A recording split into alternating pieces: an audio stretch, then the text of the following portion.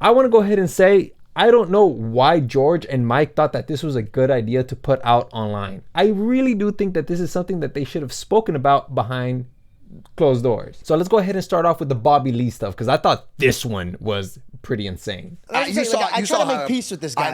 You've seen me. Yeah. I've tried to make peace with him behind closed doors. I try to reach out. I try to be cool. But by the way, and I'll just say this, we'll just empty it out. I never had a problem with Bobby Lee. No, he knows that. I had a problem with the way that Logan and you were kind of gassing him to keep doing. He started the episode putting his balls in my face. I let that one go. Then every 2 seconds, he kept grabbing my dick. I don't think... How would you feel if a man that has his back completely towards you, that only turns around to grab your dick, right, talk shit to your face, and you can't smack or beat the living brakes off of this guy? Because Logan makes me apologize to this man, or I don't have a job on Impulsive anymore. He says that he doesn't have a problem with, Bobby Lee, but then he wants to smack Bobby Lee because of what he's doing. Then he's saying that, Logan Paul is gassing him up. And then, I would think that perhaps you would want to smack Logan Paul and not Bobby Lee. But, that's what I'm saying. Like, there's just so much going on here. I also want to go ahead and showcase this clip here. I believe that this is a big component of this entire point. Bobby, if you're what you are watching, I know you're watching. I'm not mad at you. I'm not mad at you because I know who you are, bro. I know you're using comedy to get out of an uncomfortable situation. I know you're just messing around me. I know even you, when you were grabbing my dick, you weren't doing it because you're like, oh, I want to sexually harass this kid. I know you were doing it because you're a comedian, you're being fun. What hurt me is that I didn't do anything, and I got all the smoke for it, bro. Like all of it. And then he called me fucking Ringo and make jokes on that shit. And then on the podcast, Logan made me apologize to him, bro. If this was anybody else and this was the old version of me, dog, this would have been held a lot more different. So he reiterates this once again later on in the podcast, and it really genuinely seems like he doesn't have a problem with Bobby Lee, and he understands that this isn't just SA. This is just how Bobby Lee jokes around. And so now I can get into this part of the video where I say that, yeah, this is kind of how Bobby Lee gets down when it comes to, bonding with other people. If you go online and you type up, Bobby Lee nudist or naked, you will see that there are dozens of videos where he does this, not just on his own show, not just on, wherever other show. He does this on multiple shows. Now, I'm not saying that what he did was okay. However, coming from the mouth of George, if you really didn't think that this was SA or he's just trying to bond with you in that manner, why is it that you addressed it as SA? So while I get sexual harassed, my other co-host is trying to fire me and you're trying to leverage me to be quiet during other guests. Do you understand how that's going to make Bobby look? And a lot of the people who are listening to that podcast, they're not just going to be understanding like, oh yeah, George is just, I guess it's okay. No, people are going to think like, wait, what if George is just too scared to come out and fully say it because he might be blacklisted from, the comedy scene, which is definitely a real possibility. Because think about it, man, like people are gonna, especially comedians, they're gonna look at that and they're gonna be like, man, if he can't even take a joke with Bobby Lee like that, imagine us, like, probably don't want to be surrounded by him. I think that this was a very poor choice of words if that is not what your intention was, to paint Bobby Lee as an essayist. And the same thing applies to Logan Paul. Even though Logan Paul has his own reputation, this doesn't make him look any more favorable. So let's go ahead and take a look at what George said about Logan Paul. Do you know what my final straw was? What? I got my show going, and then not only was I controlled and pushed around on Impulsive, but then Logan's making calls and directing my show. And I'm saying, hey man, you can't tell me what to do on my own show. That's not okay. What's that about? He told me that I couldn't take Celsius. And then I said, hey, man. He didn't tell you that you couldn't take Celsius. No, he didn't tell you that you couldn't take Celsius. He says, if I take Celsius, I'm not a part of Impulsive. Then he told you that if you take Celsius, that you cannot continue to be on Impulsive, which is the core driver for Prime, as you're going to continue to funnel viewership from the Impulsive show back to your show, which promotes a competitive product. Yeah. He also told you that if you wait 6 months after the deal's done, you're more than welcome to rejoin the show if you need to make money. But they're always trying to find a way to push me out. Now, Celsius is a competitor to Logan Paul's Prime, and they wanted to recruit George to promote Celsius on his podcast. Now, I think that it would have been a great idea if George went to Logan and negotiated with Logan about Celsius, and the deal.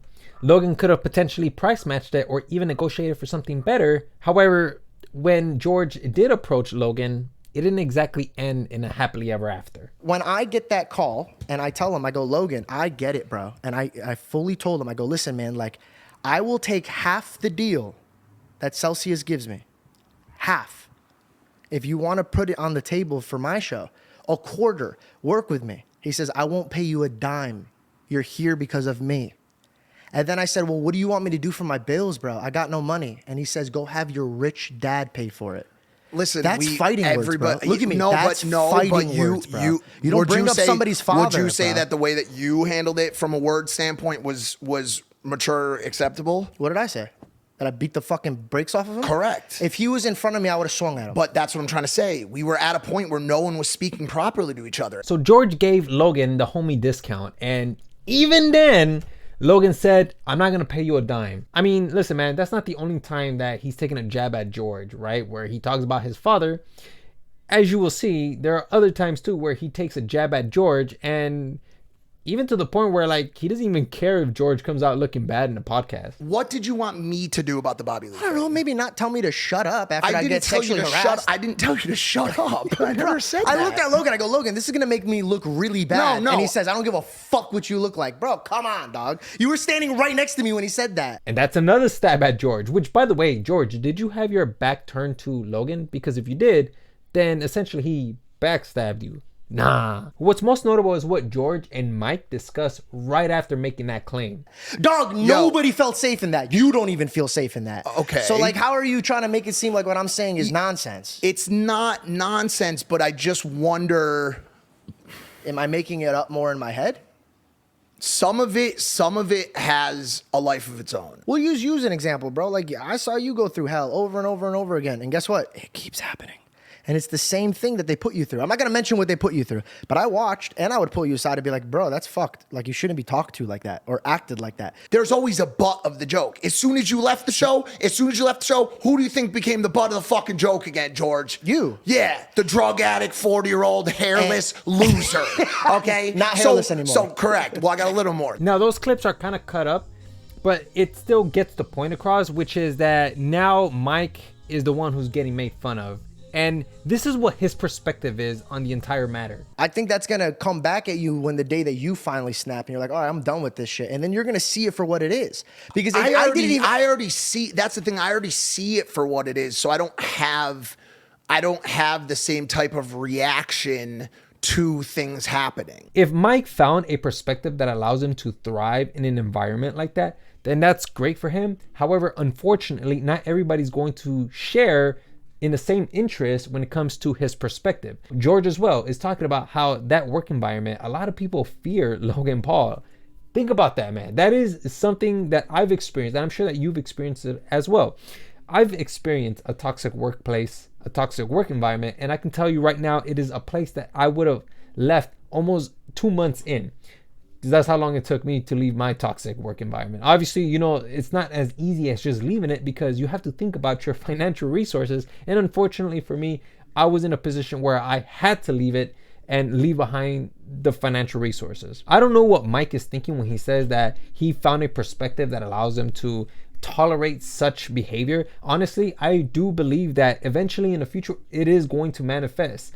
It will manifest in very odd ways because there is just no way you can be in an environment like that where you are the butt of the joke and then you end up coming out with loads of confidence and a new way of looking at life. Like, it's just absolutely no way, man. It's going to definitely affect them in some way. It probably is right now, and he just cannot realize it. It takes people time to realize it. It's not that he's stupid. It takes time to realize it because there's some people that take 10 years to realize that they're in a toxic work environment. And for some people like myself, it only takes me like 2 months to realize it. Mike, take care of yourself, bro. Like, you really need to take care of yourself because I have a lot of respect for Mike. And if you guys go watch the video that I made about George, Janko, and Mike, because there was a video that I made prior to this trying to explore why is it that George really wanted to smack Mike in the face, you will see that I have respect for Mike. I have a lot of respect for him because he knows how to articulate himself. And it seems to me like he's really put a lot of thought into what he's going to say or what he will say. And I want to go ahead and leave this message with you guys, okay? Do you guys remember the time where George Janko, he like stormed off because of Bobby Lee? Well, during that time, a lot of people were making fun of him. And one of the things that was very saddening to me was the fact that people were just jumping straight to conclusions without thinking about how the person felt. And if you take a look at my record, my videos, you will see that not once did I ever make fun of George. If anything, I was attempting to understand where George was coming from, because to me, I've been in a position like that, but it doesn't even have to be the fact that I've been in a position like that. To me, I've always been that person that just takes a step back and wants to observe what is going on. And I want to go ahead and speculate and try to prove whether this can be the case or not. And you guys see throughout my videos, like I'm always trying to put together elaborate videos so I can get my conclusion across. Even with that video with the neon, because I just made a video on neon, it got massively disliked. And the reason why it got massively disliked is because I'm here like trying to show you guys another way of looking at neon. But instead people think that I'm defending neon when that's not even the case at all. I'm just trying to show you guys all of the things that I've seen about neon, the things that I have, because I watch his stream too, but I watch it and I try to understand who this person is. And a lot of people, because they've seen one clip online, or maybe even like 2 or 3 or even 5, you guys come to the conclusion that he's some sort of terrible person. Maybe he is, I don't know, but it's not about that though. If you want to claim that he is a terrible person, there has to be a way that you could showcase and make it compelling. Because if you're just saying that, oh, he's a terrible person because he uploaded one video, or somebody uploaded a video, 2 videos about him, and just call him insane or crazy or just clout chasing, like, dude, like that's not good enough for me. Look at what happened with George. A lot of people just took that clip of him leaving and immediately assumed that he was a terrible comedian, assumed that he wasn't funny, assumed that he couldn't take a joke, instead of actually looking deeper and trying to understand where George was coming from. And I know that a lot of people probably are coming to videos like this so then we could just hate raid Logan Paul or even Bobby Lee. I don't know if people hate him, but that's not what I'm about. I like to understand the situation. I don't just like to just support, defend, or even like uplift somebody. Like, that's not what I'm about. I just like to look at what's going on, observe it, and then I try to present it to you guys. And one last thing too, like if you guys come to the conclusion where you think that this is a terrible person, by all means go for it. Have that opinion. I'm not gonna knock you down for that. Dude, we have a lot of things in our lives that we have to worry about. Like, taking care of our kids, taking care of our families, going to work, coming home from work, and you're tired and you just want something to entertain you. I totally understand that. Not everybody has the time to dive deep into these people online to try to understand them. That's fine. But that's what I want to do, because as a YouTuber, even though I'm a small YouTuber, as a YouTuber, that's what I want to do. I want to bring you guys compelling stuff so then it can help you guys make a better decision, rather than just relying on somebody who just provides a 30-second clip on Twitter and then you guys just base your conclusion off of just that one source. So with that being said, guys, I just want to go ahead and say, take a step back. Just remember that. Take a step back and observe. So with that being said, I'm going to go ahead and leave it there, guys. That's all I have for you guys. And yeah, hopefully you guys learned something today.